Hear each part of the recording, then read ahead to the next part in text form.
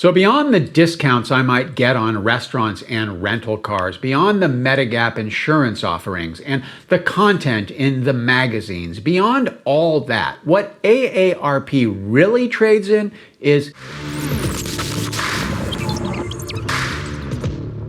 Today, I'm going to look under the hood at AARP to figure out what it really is. I'm Nick, and this is What's Next, where we do new stuff to recharge our over 50 life. Over 40 million members, two of the largest publications in the United States, and a powerful political machine, all taking aim at me. Do I really want to be a part of this? So I'm okay with being over 50. In fact, I'm more than okay with it. But this AARP, this ARP thing, being targeted by this huge marketing juggernaut, that makes me just a little bit uncomfortable. And I wasn't sure why.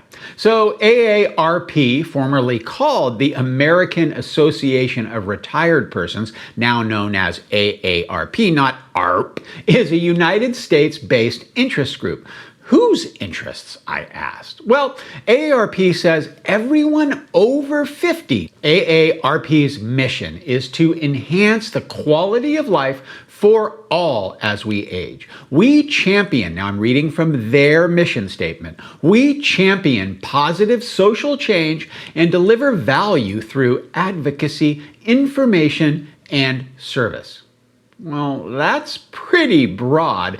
So really, what does AARP do beyond those words? Well, the first thing that I had to grapple with, wrap my head around, is AARP, it's a nonprofit. Well, yeah, it is a nonprofit, but really what I found out, it's a nonprofit that has a couple of for-profit businesses reporting up into it. There is the AARP Services Incorporated. AARP Services seems to be the marketing side of AARP. And then there is AARP Financial, which after searching the web and trying to figure out exactly what it does, honestly, I couldn't really figure it out. But it is for profit and for the benefit of the AARP 501c4 corporation. That nonprofit had operating revenue of $1.7 billion and held assets worth over $5 billion. The next thing to understand is that AARP is a very, very powerful lobbying presence in Washington, D.C. With almost 40 million members over 50 years of age, AARP has a lot of folks to represent. Over the last 10 years or so, AARP has spent over $100 million lobbying politicians to gain influence. Influence over what? Well, AARP has spent a lot of time and money supporting healthcare changes. AARP was a big supporter of the Affordable Care Act back in 2009 through 2011. And AARP also uses its money to protect entitlement programs like Social Security.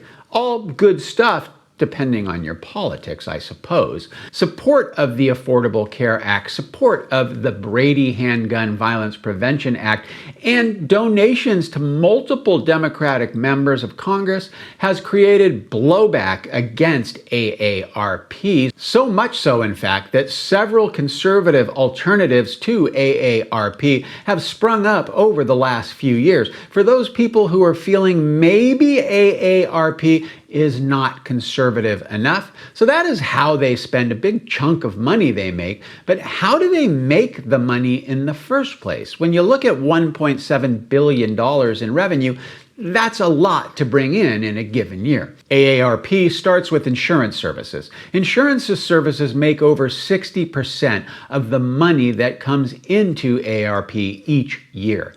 AARP provides life, auto, travel, and health insurance to their 40 million plus members. In fact, AARP is one of the biggest providers of Medigap insurance in the United States. And some opponents of the Affordable Care Act point back to AARP's lobbying efforts to block Medigap reforms to protect their Medigap insurance business.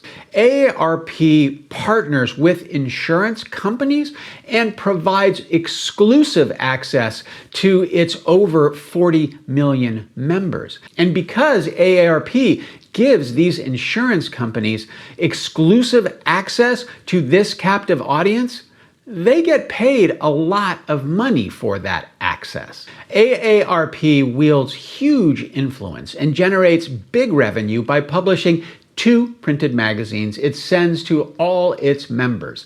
The AARP Bulletin and the magazine. The bulletin comes out monthly and the magazine bi-monthly. So 18 times a year, if you're a member, you get a magazine in your mailbox from AARP. AARP puts the circulation for each publication at around 30 million folks per issue. So 18 times a year, 30 million folks receive this magazine. Quick math puts that at 540 million impressions each year. As you can imagine, reaching that audience that effectively, that many times a year, well, that's a big draw to advertisers, and they just love having this access. When I think about what AARP is, the word that comes up for this guy, for me, AARP is an influence organization. The influence the lobbyists in Washington wield, the ability to influence insurance purchases across categories, editorial influence through their publications that can shape public perception on key issues and put specific advertisers in front of us on a regular basis. AARP's influence is real and has real impact. AARP uses my membership to make money selling my attention to the highest bidder. So was I surprised when I did all my research? No, I just didn't know really any of this stuff. But now that I know a bit more about what AARP is, beyond the discounts on restaurants and rental cars, am I going to continue to be a member? If you want the answer to that question and how I initially viewed AARP, take a look at the videos in this playlist to get the whole story.